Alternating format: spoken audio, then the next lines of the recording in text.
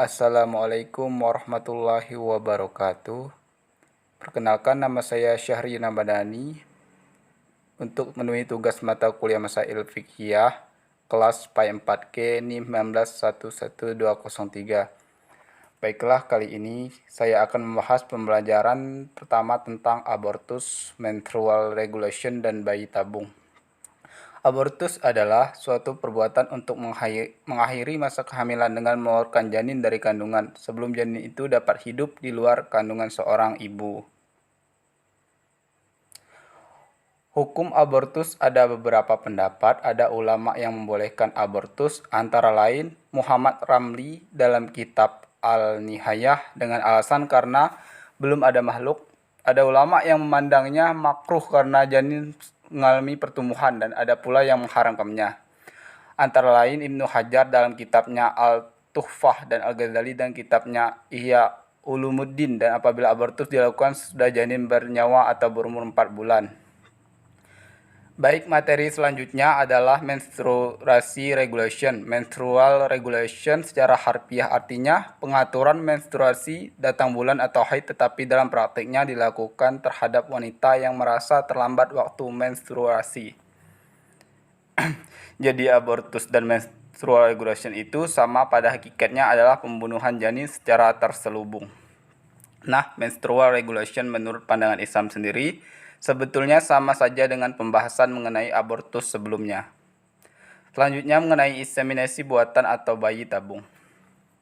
Kata inseminasi itu sendiri dimaksudkan oleh dokter Arab dengan istilah al-taqih dari fi'il kata kerja laqahilaquhu yang menjadi talqihan yang berarti mengawinkan dan mempertemukan.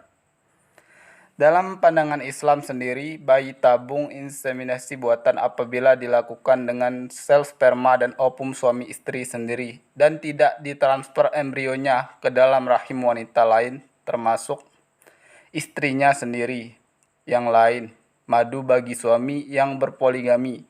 Maka Islam membenarkan baik dengan cara mengambil sperma suami kemudian disuntikkan ke dalam vagina istri.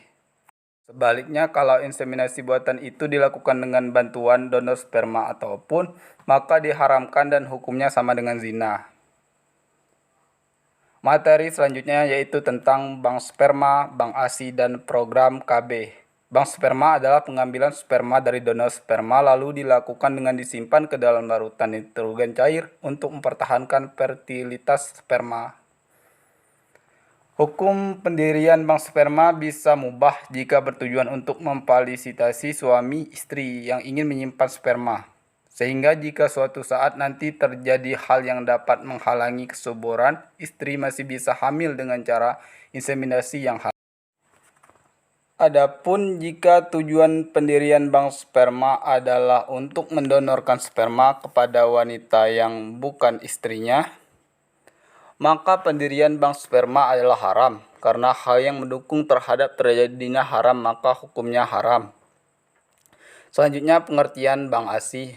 Bank air susu ibu adalah suatu lembaga atau yayasan yang berusaha menghimpun air susu dari ibu-ibu menyusui yang air susunya melimpah ruah.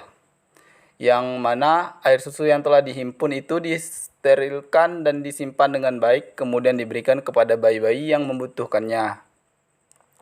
Selain Al-Qaradawi, yang menghalalkan bank ASI adalah Ustadz Syekh Ahmad Asy-Syirbasi, ulama besar Al-Azhar Mesir. Beliau menyatakan bahwa hubungan mahram yang melibatkan karena penyusuan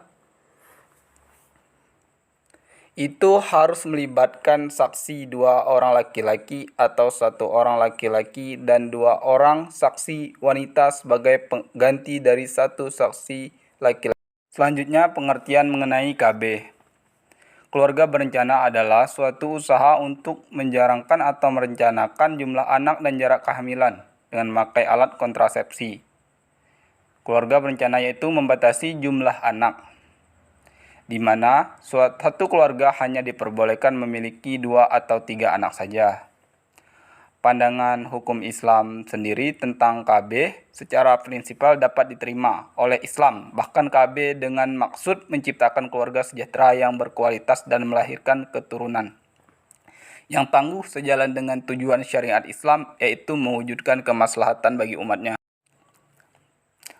Baik, materi terakhir yaitu pernikahan dan poligami. Pernikahan menurut Islam adalah pernikahan yaitu akad yang sangat kuat atau misalkan galizan untuk mentaati perintah Allah Subhanahu wa taala dan melaksanakannya merupakan ibadah. Pernikahan bertujuan untuk mewujudkan kehidupan rumah tangga yang sakinah, mawaddah, dan warahmah. Hukum nikah bisa berbeda sesuai dengan kondisi masing-masing orang. Dalam kondisi tertentu, hukumnya bisa menjadi wajib, sunnah, makruh, mubah, dan haram. Poligami berasal dari bahasa Yunani yaitu apulus yang berarti banyak, dapat diartikan sebagai suatu sistem pernikahan yang membolehkan seorang menikahi lebih dari satu pasangan dalam waktu yang sama. Para ulama berbeda pendapat tentang hukum poligami. Masyibuk Zulhadi menjelaskan bahwa Islam memandang poligami lebih banyak membawa resiko atau mudarat daripada manfaatnya.